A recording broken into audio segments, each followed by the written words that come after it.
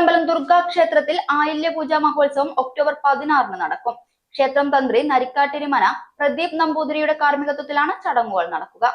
കോട്ടായി ചെറുകുളം കോട്ടമ്പലം ദുർഗാ ക്ഷേത്രത്തിലെ മൂന്നാമത് കന്നിയിലെ ആയില്യപൂജ ക്ഷേത്രം തന്ത്രി നരിക്കാട്ടിരിമന പ്രദീപ് നമ്പൂതിരിയുടെ കാർമ്മികത്വത്തിൽ ഒക്ടോബർ 16 നടക്കും. കാലത്ത് 6 മണിക്ക് ക്ഷേത്രം മേൽശാന്തി നിതിൻ ദ്വിവേദിയുടെ കാർമ്മികത്വത്തിൽ പ്രത്യേക ഗണപതി ഹോമവും തന്ത്രി പ്രദീപ് നമ്പൂതിരിയുടെ കാർമ്മികത്വത്തിൽ വൈകുന്നേരം 5:30 പായസ ഹോമവും 6 മണിക്ക് നൂറും പാലും സർപ്പബലിയും 7 മണിക്ക് സർപ്പബലി ദർശനം തുടർന്ന് ദേവിക്ക് അത്താഴ പൂജ തുടങ്ങിയ പ്രത്യേക പൂജകളും ശേഷം പ്രസാദ വിതരണവും ഉണ്ടായിരിക്കും. നമസ്കാരം. നമ്മുടെ കന്നിയിലെ ആയില്യപൂജ നടക്കാൻ പോവുകയാണ്.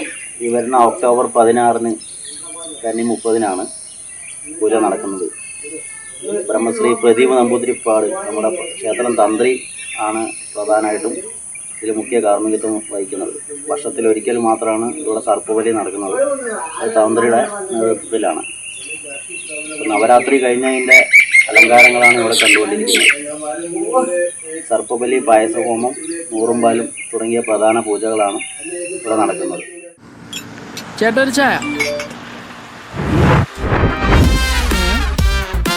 സൂപ്പർ ഫാസ്റ്റ് ആണല്ലോ. ഇതിന്റെ കേരള വിഷൻ വൈഫൈയാ?